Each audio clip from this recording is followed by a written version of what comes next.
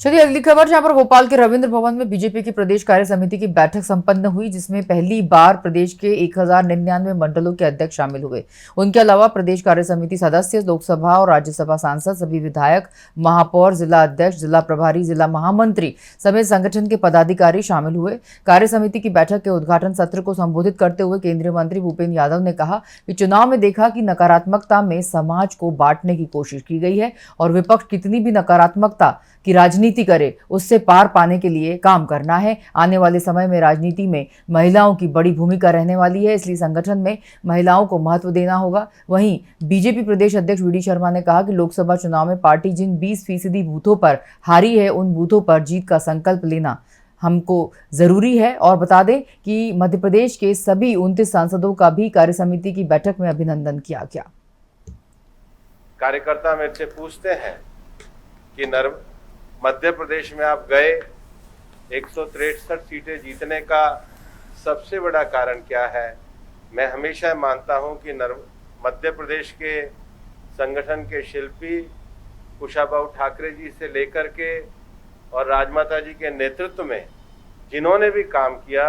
उन्होंने कभी भी काम के अहंकार को नहीं पाला। यही कारण है कि 5वीं बार हम लगातार विजयी बनकर के आए हैं। और केवल 5वीं बार हमने मध्य प्रदेश में सरकार नहीं बनाई, सरकार बनने के बाद जो अभूतपूर्व सफलता मध्य प्रदेश के कार्यकर्ताओं ने लोकसभा में प्राप्त करी, उसके लिए भी आप बधाई के हकदार हैं। ये बात मैं इसलिए कह रहा हूं, आप पिछले राज्यों के विधानसभा के परिणाम उठा करके देखिए। केवल लाभकारी योजनाएं,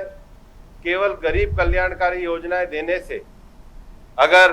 कोई सरकार केवल इतने मात्र से आती, तो फिर मध्य प्रदेश के साथ लगे हुए छत्तीसगढ़ में भूपेश बघेल की सरकार नहीं जाती, आंध्र में वाईआरसीपी की सरकार नहीं जाती, ये हमारा जो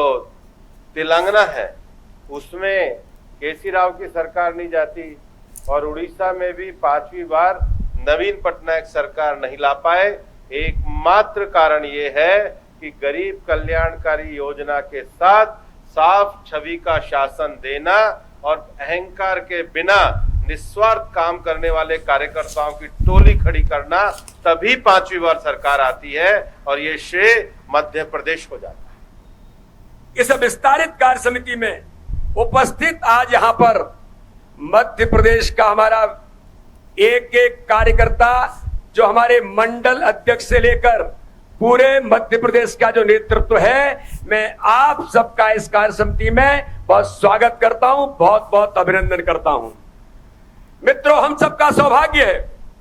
कि आज इस विस्तारित कार्य समिति में जब हम ग्वालियर में मिले थे,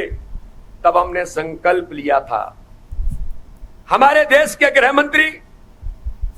भारतीय राजनीति के कुशल चाणक्य और जिन्हें कुशल रणनीतिकार कहा जाता है, ऐसे अमित शाह जी ने उस विस्तारित कार्य समिति में हमें संकल्प दिलाया था। और मुझे लगता है कि यहां बैठे हुए कार्यकर्ताओं को याद होगा, अमित शाह जी ने कहा था कि मैं इन कार्यकर्ताओं के उत्साह और उमंग को देख करके कह सकता हूं कि मध्य प्रदेश के अंदर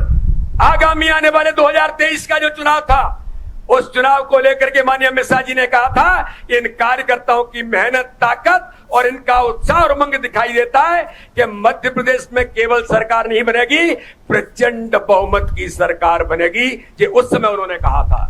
लेकिन आज 2023 का चुनाव, भारतीय जनता पार्टी मध्य प्रदेश के ये जो कार्यकर्ता यहां पर बैठे, आप सबकी अथक मेहनत और परिश्रम का परिणाम है कि आज मध्य प्रदेश के अंदर, मध्य प्रदेश के राजनीतिक इतिहास का 49% वोट शेयर पहली बार मध्य प्रदेश के अंदर आप सबकी मेहनत से आया, और 163 सीटें जीत करके भारतीय जनता पार्टी के कार्यकर्ताओं ने मध्य प्रदेश के अंदर इतिहास प्रधानमंत्री नरेंद्र मोदी जी के नेतृत्व में बनाया। हम सबको याद है, हमने कहा था मध्य प्रदेश के मन में मोदी है और मोदी जी के मन में मध्य प्रदेश है। तो उस चुनाव के दौरान माननीय प्रधानमंत्री नरेंद्र मोदी जी को इस मध्य प्रदेश की जनता ने आशीर्वाद दिया, और आज मेरे भाई और बहनों, मुझे बताने में गर्व है, आपकी मेहनत और परिश्रम, प्रत्येक बूथ के एक एक कार्यकर्ता ने मेरा बूथ सबसे मजबूत अभियान जो माननीय प्रधानमंत्री ने मध्य प्रदेश के अंदर कहा था, मेरा बूथ मजबूत बना करके पूरे देश के 10 लाख बूथों पर कार्यकर्ताओं को माननीय प्रधानमंत्री जी ने यहां से संवाद किया था।